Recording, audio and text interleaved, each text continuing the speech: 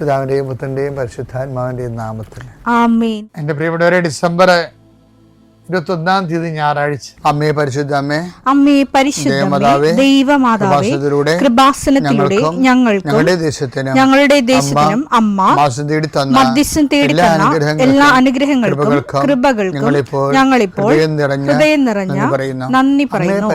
അമ്മേ പരിശുദ്ധമ്മേ ദൈവമാതാവേ, 2004 ഡിസംബർ 7-ാം തീയതി ഉച്ചകഴിഞ്ഞ് 2:30 കൃപാസനത്തിൽ സംഭവിച്ച അമ്മയുടെ പ്രത്യക്ഷപ്പെടലിനെ കുറിച്ച് തിരുസഭയ്ക്ക് സമർപ്പിച്ചിരിക്കുന്ന പഠനരേഖകളുടെ മേൽ സഭാത്മകമായ പഠനം ആരംഭിക്കുവാൻ ഞങ്ങൾ പ്രാർത്ഥിക്കുന്നു. അമ്മേ പരിശുദ്ധമേ, ഭൂസ്വർലോകങ്ങളുടെ രാജ്ഞിയായ അങ്ങേയ്ക്ക് ഭൗമസംരക്ഷണത്തിനായി പ്രപഞ്ചപ്രകൃതിയെ തന്നെ തിരുസഭ പ്രതിഷ്ഠിക്കുവാൻ ഈ പ്രത്യക്ഷീകരണം വഴി ഇടയാക്കണമേ. പരിശുദ്ധമേ, ജപമാല മാതാവേ, സകല കൃപാസനം പ്രാർത്ഥനയോടും ചേർത്ത് ഞങ്ങളിപ്പോൾ പ്രാർത്ഥിക്കുന്ന ഈ കുടുംബത്തിന്റെ പ്രത്യേക നിയോഗം പറ മക്കളെ.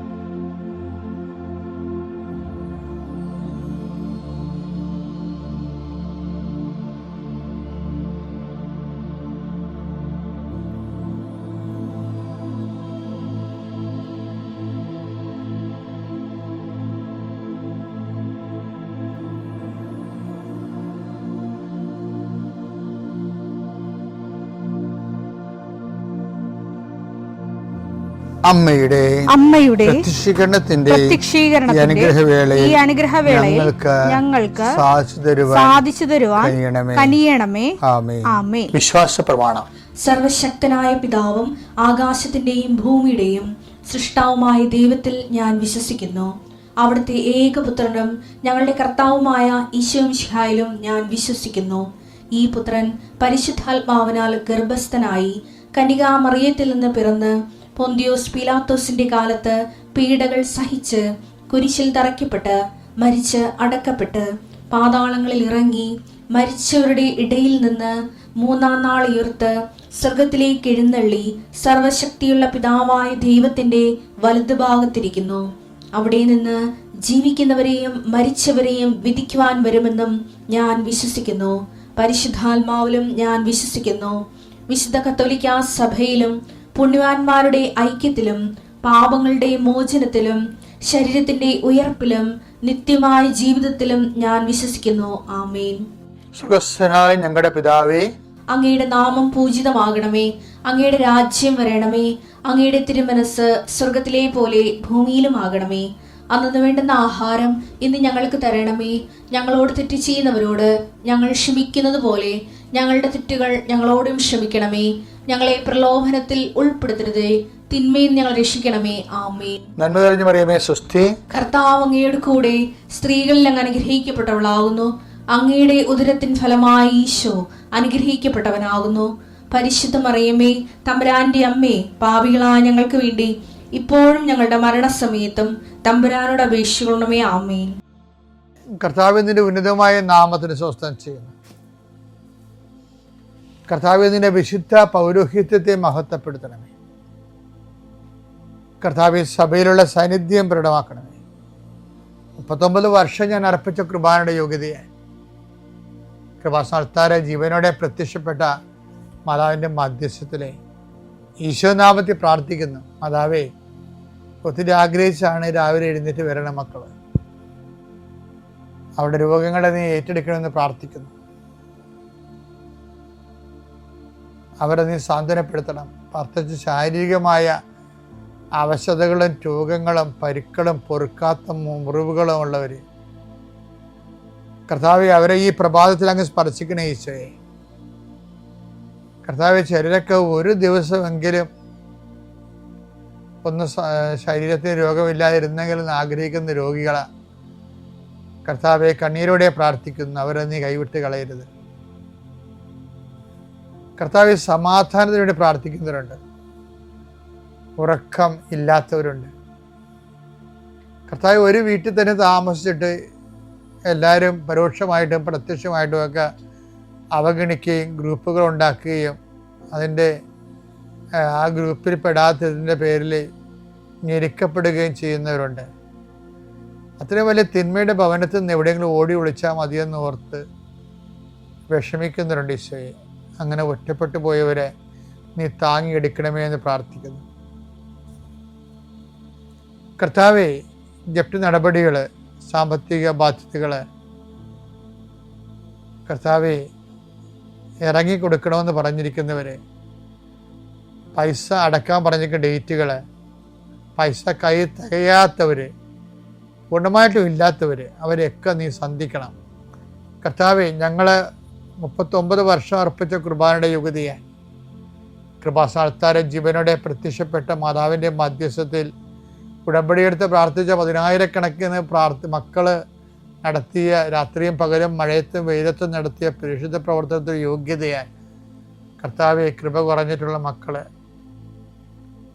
ഈ പ്രാർത്ഥന കൂടുമ്പോൾ അവരുടെ കഴിവ് കൊണ്ടോ സ്വാധീനം കൊണ്ടോ ഇതിന് തീരുമാനം ഉണ്ടാകത്തില്ല എന്ന് അവർക്കറിയാമായിരുന്നിട്ട് ആരും ഞങ്ങളെ സഹായിക്കും, ആരെങ്കിലും കർത്താവ് നീ എന്നെ അയക്കണമേ, ആരെങ്കിലും ഞങ്ങളുടെ കുടുംബത്തിലേക്ക് അയക്കണമേ, ബന്ധുക്കളോ സ്വന്തപ്പെട്ടവരോ ആരും ഇല്ലല്ലോ, ഇടപ്പോക്കാരും കാണുന്നില്ലല്ലോ, ആരെങ്കിലും അയക്കണമേ കർത്താവേ, മാതാവേ, നിന്റെ ദൂതയായി ആരെങ്കിലും ഈ വിഷയത്തിൽ അയക്കണമേ എന്ന് പ്രാർത്ഥിക്കുന്ന മക്കൾക്ക് ഇന്ന് 12 മണിക്കുള്ളിൽ ആളെ കിട്ടാൻ പരിശുദ്ധ ദേവമാതാവിൻ്റെ മധ്യസ്ഥയിൽ പ്രാർത്ഥിക്കുന്നു.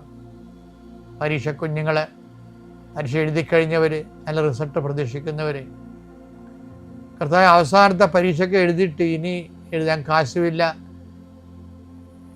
എഴുതി പരീക്ഷ എഴുതി നാണം കെട്ടവരുണ്ട്. CA പരീക്ഷ പോലുള്ള പരീക്ഷകൾ 9ഉം 10ഉം ഒക്കെ എഴുതി അവർക്ക് തന്നെ നിക്കക്കളിയില്ലാതിരിക്കുന്നവരുണ്ട്. അവരെ ഈ ഒറ്റ പ്രാർത്ഥന കൊണ്ട്, അവരുടെ കഴിവല്ല, ഉടമ്പടി പ്രവർത്തിക്കേണ്ട മനുഷ്യൻ്റെ കഴിവിലല്ല, not by merit but by ഗ്രേസിലാണ്.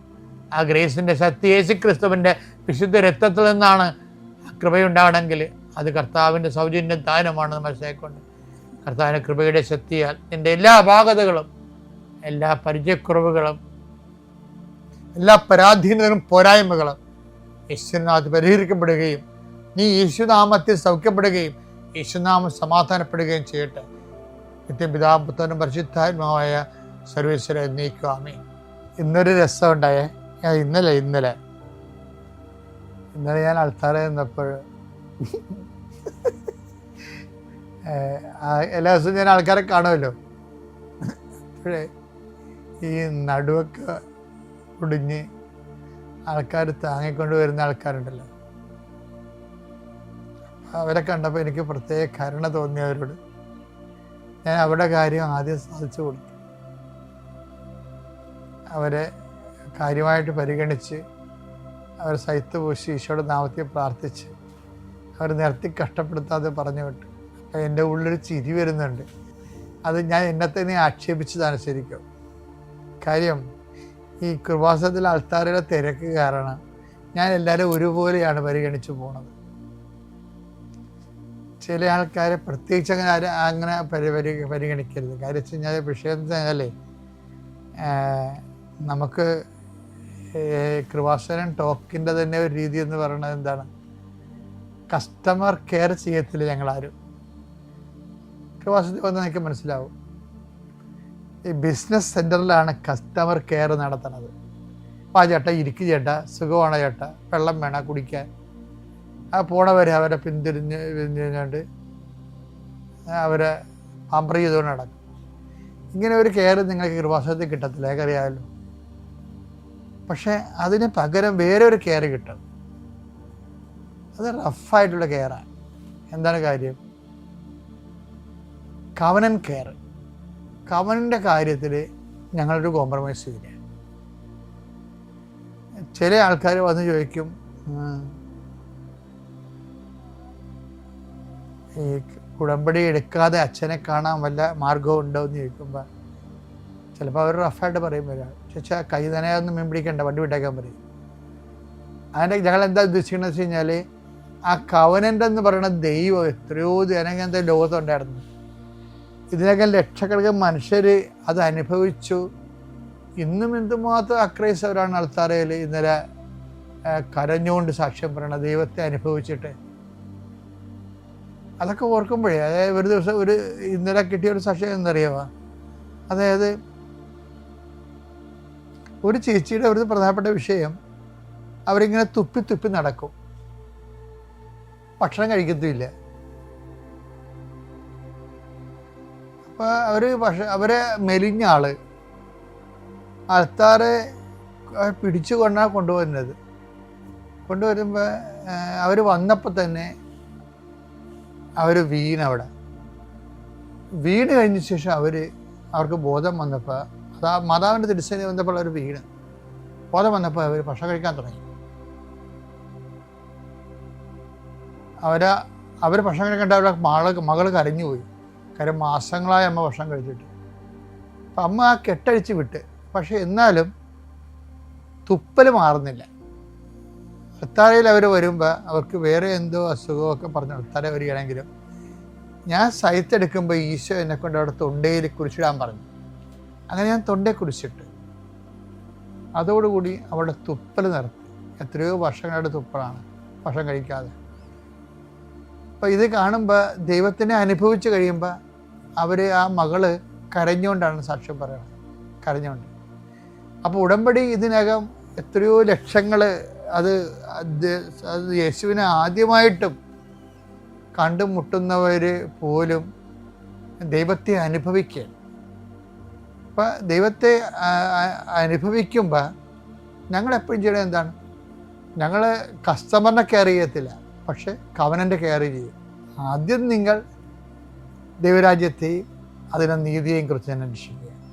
അതാണ് കവനൻ കെയർ എന്ന് പറയുന്നത്. മത്തായി 6:33 നിങ്ങൾ ആദ്യം അവിടുത്തെ രാജ്യവും അവിടുത്തെ നീതിയും അന്വേഷിക്കുക, അതോടൊപ്പം മറ്റുള്ളവയെല്ലാം നിങ്ങൾക്ക് ലഭിക്കും. കവനന്റെ കൃത്യവും വൃത്തിയായിട്ട് എടുക്കാൻ വേണ്ടി, അത് ജീവിക്കാൻ വേണ്ടി ഞങ്ങളെ ട്രെയിൻ ചെയ്യും. പിന്നെ കവനനെ തെറ്റിക്കുന്നവരോട് വളരെ ശാസനാപൂർവ്വം സംസാരിക്കും. തറയിലൊക്കെ ഞാൻ സംസാരിക്കാനായിട്ട് നിങ്ങൾക്ക് മനസ്സിലാകും. കുർബാനയ്ക്ക് വളരെ കർക്കശമായിട്ട് സംസാരിക്കും. നിങ്ങൾ ആലപ്പുഴ വന്ന് പണി മേടിക്കരുത് തന്നെ ഞാൻ പറയും. എന്താ കാര്യം? ചില ആൾക്കാർക്ക് ക്രിസ്തുവിന് അനുഗ്രഹം വേണം, ക്രിസ്തുവിനെ വേണ്ട. അപ്പം ഞങ്ങൾ ദൈവമാണെങ്കിലും ക്രിസ്തുവിൻ്റെ കൂടെ അനുഗ്രഹം കൊടുക്കത്തുള്ളൂ. ഞങ്ങൾക്ക് ഏൽപ്പിച്ചിരിക്കുന്ന ജോലി അത് തന്നെയാണ്. അതുകൊണ്ട് ഞങ്ങളും ക്രിസ്തുവിൻ്റെ കൂടെ മാത്രമേ അനുഗ്രഹം കിട്ടാനുള്ള സാഹചര്യം ഉണ്ടാക്കത്തുള്ളൂ. അപ്പോൾ കസ്റ്റമർ കെയർ, കവനന്റ് കെയർ, അത് നിങ്ങളും അതുപോലെ തന്നെ ആയിരിക്കണം. നിലപാടിൻ്റെ കാര്യത്തിൽ ക്രിസ്തുവിനായിരിക്കണം ഒന്നാം സ്ഥാനം. എന്നാൽ പിന്നെ ക്രിസ്തു നിങ്ങളെ തിരിച്ചറിയും. അറിഞ്ഞു കഴിഞ്ഞാൽ പിന്നെ നിങ്ങളെ അനുഗ്രഹിക്കും.